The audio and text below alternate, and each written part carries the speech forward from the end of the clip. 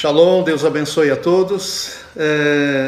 No próximo domingo nós estaremos celebrando a Páscoa, né? Essa festa tão conhecida, tão tradicional, e justamente vai cair no mesmo domingo que nós, como igreja local, Eclésia SOS, estaremos celebrando a ceia do Senhor. Que mensagem a Bíblia nos traz sobre a Páscoa, né? Uma mensagem de ressurreição.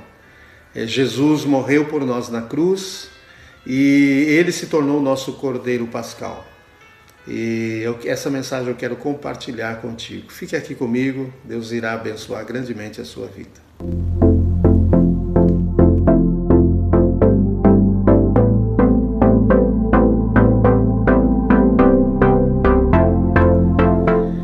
Maravilha, olá, Deus abençoe. Vamos então, Páscoa, ressurreição. Esta é a mensagem que a Bíblia nos traz.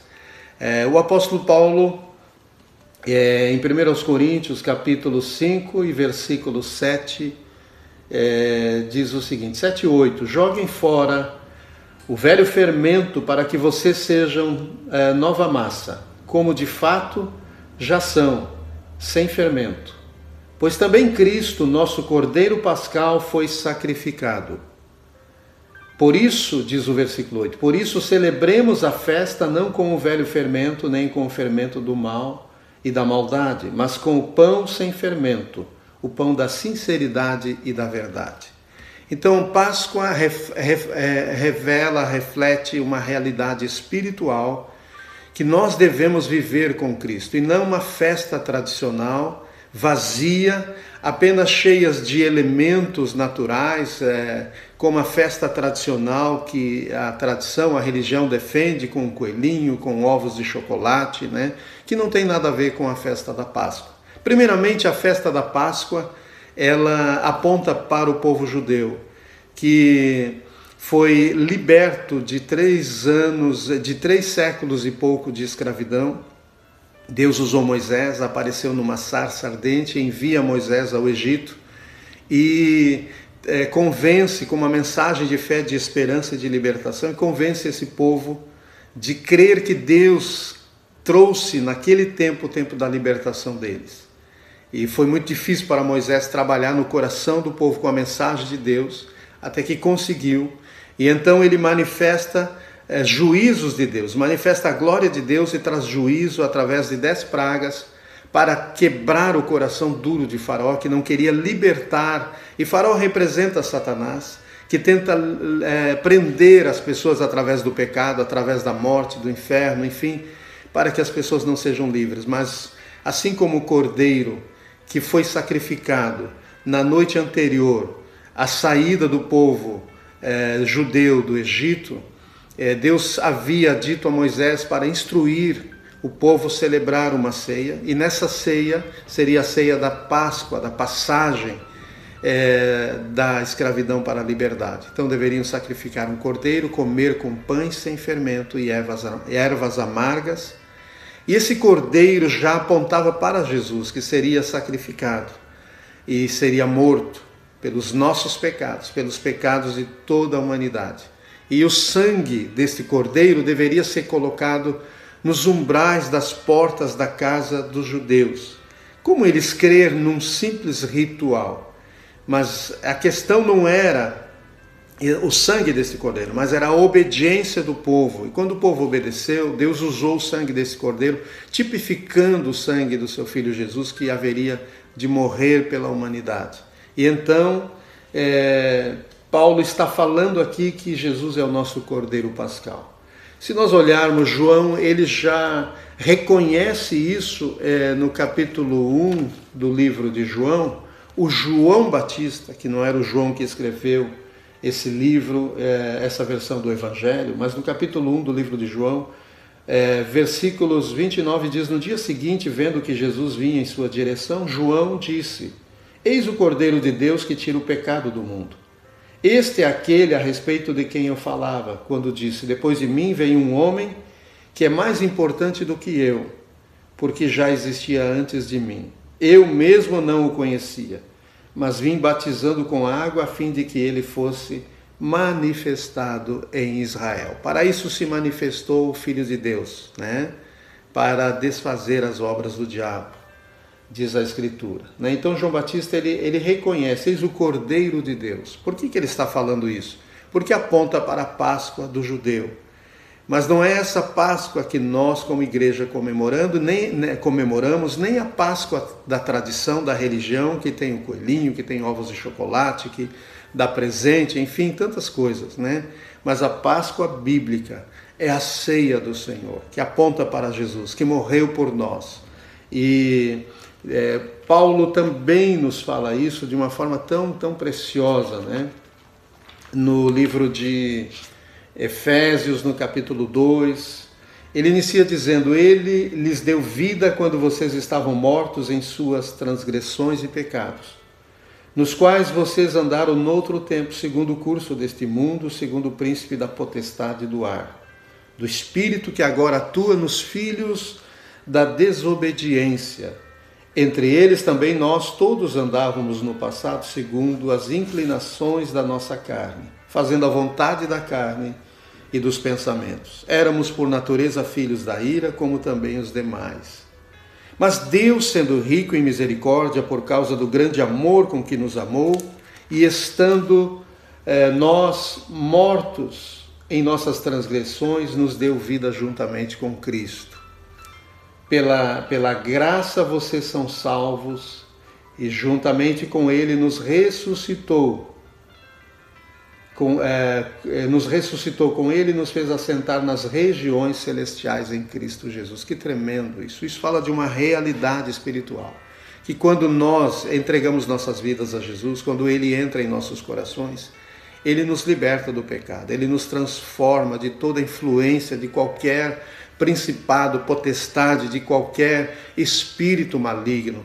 Ele nos eleva espiritualmente aos lugares celestiais, a um nível de relacionamento, a um nível de autoridade, de poder, que nós então podemos não só nos relacionar com Deus, mas a glória do céu vem e enche nossas vidas e nos leva a viver num nível de revelação, de entendimento e de experimentação. Nós passamos a experimentar Deus habitando conosco, Deus presente em nossas vidas, Deus nos transformando.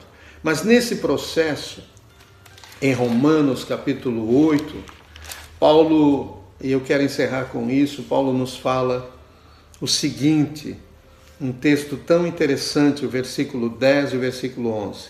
Se porém Cristo está em vocês, se a presença de Cristo está em nós, se Ele habita conosco, se Ele habita em nós, lá na Páscoa do judeu, lá no Egito, a presença de Deus veio com Moisés e veio sobre a nação do Egito, repreendendo o poder de Faraó e libertando o povo, abrindo o Mar Vermelho. Mas hoje a presença de Cristo, através do Espírito Santo, está com o cristão, está com a igreja de Cristo, né? Por isso Paulo disse: porém Cristo está em vocês. O corpo, na verdade, está morto por causa do pecado, mas o Espírito é vida por causa da justiça. Se em vocês habita o Espírito daquele que ressuscitou Jesus dentre os mortos, esse mesmo que ressuscitou Cristo dentre os mortos, vivificará também o corpo mortal de vocês, por meio do seu Espírito que habita em vocês. Antes o nosso corpo tinha uma vida, essa vida era morte. Não era vida, era uma morte, mas era a única vida que nós tínhamos. Era a vida do pecado, e isso era morte. Estávamos morrendo, éramos frágeis. Mas quando Cristo vem habitar em nós, quando o Espírito Santo vem habitar em nós, Ele nos enche de vida. Então o nosso corpo se rompe com as cadeias, com o pecado, com toda a influência da morte. E nós passamos a receber um sopro de vida.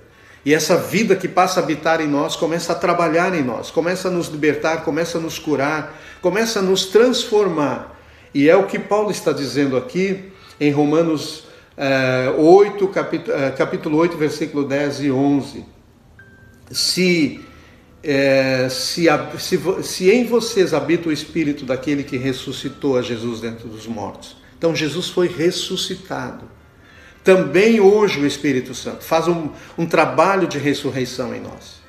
Um trabalho de transformar as nossas vidas, transformar a nossa mente, transformar o nosso coração, transformar a nossa saúde, transformar a nossa realidade exterior, finanças, relacionamentos, tudo aquilo que hoje Deus tem liberdade de tocar em nossas vidas, nós damos liberdade para Ele tocar, Ele quer transformar, porque esse é o poder da ressurreição.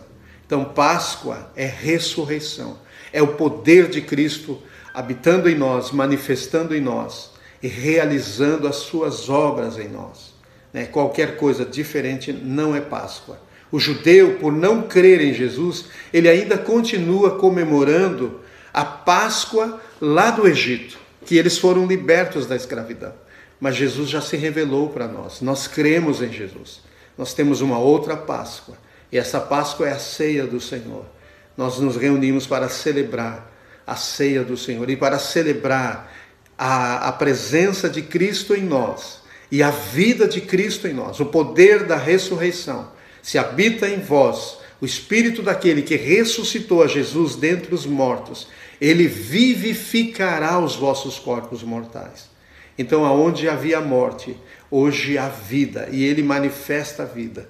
Ele quer curar você, ele quer restaurar sua saúde, restaurar sua vida emocional, suas emoções, restaurar você física, emocionalmente e espiritualmente. Ele quer nos revigorar.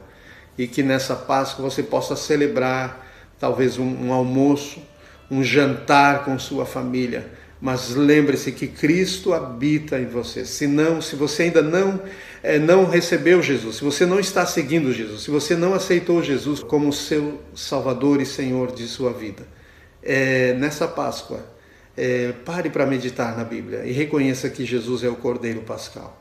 Somente Ele pode salvar, transformar e libertar você e transformar tudo em você. Então que Deus abençoe a você. Uma feliz Páscoa, um feliz Cordeiro Pascal. Que Deus abençoe. Essa mensagem de ressurreição entre no seu coração, entre na sua vida, entre nos seus relacionamentos, entre no seu lar, entre na sua casa, entre na vida da igreja. Que Deus abençoe.